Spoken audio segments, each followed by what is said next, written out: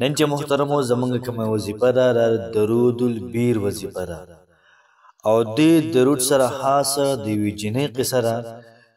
نو که تاسو محترمو دا درود شریف په دې طریقه باندې شروع کو انشاءالله العزیز الله پاک به ستاسو تمام حاجتونه پوره کړي.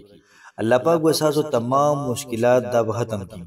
الله پاک به داسې ذهن تاسو ته رزق درکړي. الله پاک به داسې ذهن ستاسو د خوراک بندوبست وکړي چې ستاسو به وهم و ګمان کې هم نه وي. یاد ساتئ محترمو دا کومې خبرې ما وکړلې دا ډېرې زیاتې وړې وي ډېرې زیاتې لږې وي. تاسو درود شریف باره کې دا قصه واورئ او د دې درود شریف چې کوم فضایل دي دا واورئ. انشاءالله العزیز تاسو ته به خبره وړه ښکاره شي. په دې باندې هغه ډېر زیات او غټ غټ کارونه محترمو دا کوي. بسم الله الرحمن الرحیم. شروع کوم د ډیر زیات بخونکي او د ډیر زیات مهربان رب په نوم باندې.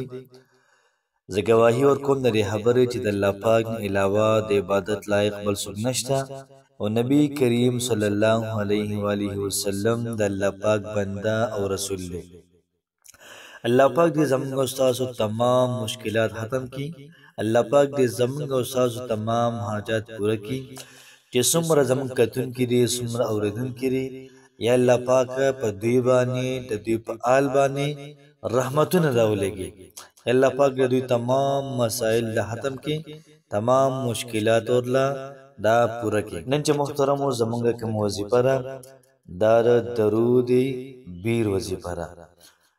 یاد ساتئ محترمو دا چې کوم درود شریف دی د کومې مسلې دپاره ویلی شي د کم حاجت د پاره ویل شي د کم مشکل د پاره ویل شي.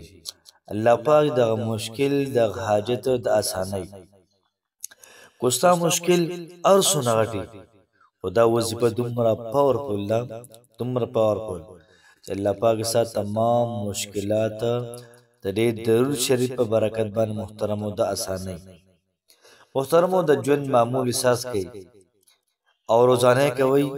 انشاءالله العزیز الله پاک نه کلک یقین ساتم چې الله پاک به ستاسو تمام مشکلات دا به ختم کړي. یاد ساتئ محترمو دا وظیفه د خالی او د اتوار په ورځ دا کولی شي. کوشش وکړئ وظیفه په خپله مو کوئ ملګرو سره هم شیر کړئ.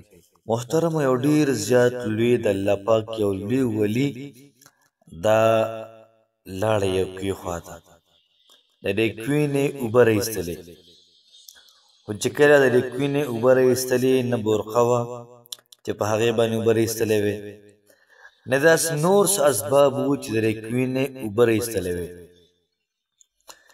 نو دی حیران حیران کله یو خوا ګوري کله بل خوا ګوري کله بل خوا ګوري. د دې کوي سره بره یو جنۍ ناسته ده. هغه جنۍ دی د الله ولي ته ګوري او خاندي دی ورته وایي ما پسې ولې خاندې دی د وجې ما پسې خاندې چې هغه څه شته نه چې زه اوبه راوباسمه نه وایي دې دپاره تا پسې نه خاندم دی د وجې تا پسې خاندمه چې دومره لوی ولي دومره نیک سړی او دومره کتابونه تا ویلي دي او بیا هم تا ته پته شته نه چې څنګه به دا کوي د اوبه راایستل غواړي. نو دی بزرګ د جینۍ ته وایي چې د کوي د اوبه بغیر د برقې نه څنګه راایستلی کېږي. دې جینۍ ورته وایي چې دا راایستلی کېږي.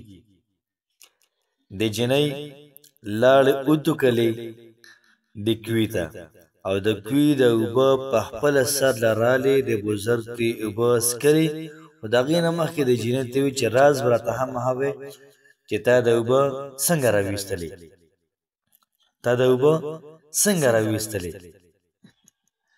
د جینۍ ورته وایي ټیک ده راز درته وایم وایي دا ما سره یو درود شریف دی او داسې درود شریف دی داسې درود شریف چې کله هم زه وایم کله هم زما څه مشکل راشي کله هم زما څه مسله راشي زه دغه درود شریف وایم او الله پاک د دغه درود شریف په برکت باندې زما تمام حاجات پوره کوي زما تمام مشکلات دا ختموي.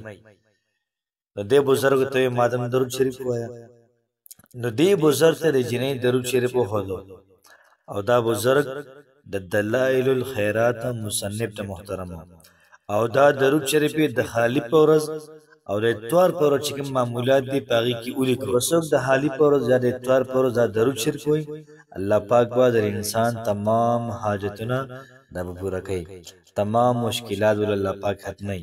که یو سړی قرضدار وي، الله پاک به له قرض دا ختموي. د یو سړي واده نه وي، الله پاک به له په ښه ځای کې محترمو دا به رشته وکړي. ولیکن دا درود شریف ډېر زیات آسان دی او ډېر زیات اعلی دی. زه تاسو ته الفاظ هم وایم، د هغې ترجمه هم وایم، انشاءالله العزیز تاسو په هغې باندې پوه شئ. محترم مسلمانانو، درود شریف داسې دی: اللهم صل علی سیدنا محمد وعلى آل سيدنا محمد صلاة دائمة مقبولة تؤدي بها عنا حقه العظيم. او معنی دا سدا اللهم صل على سيدنا محمد، الله پاک زمان پر سردار نبی کریم صلی اللہ علیہ وآلہ وسلم بانی درود شریف ولېږي. وعلى آل سيدنا محمد، او د نبی کریم صلی اللہ علیہ وآلہ وسلم په آل باندې ولېږي. صلاة دائمة مقبوله، الله پاک دې درود شریف ولېږي چې دائمة همیشه مقبوله او قبول شوی. دا درود ولېږه چې زما طرف قبول کیو، نبی علیہ السلام باندې ورولېږي.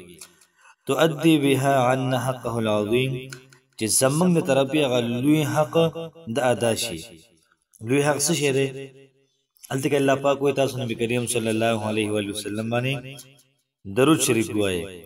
نو دغه محترمو ډیر زیات لوی حق دی، الله پاک د طرفه موږ باندې یو ذمہ داری ده.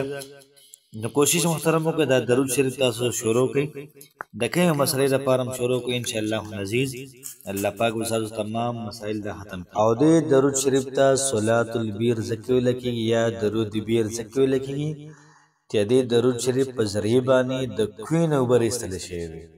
الله پاک هم خوشحاله آباد ساته. السلام علیکم ورحمة الله وبرکاته.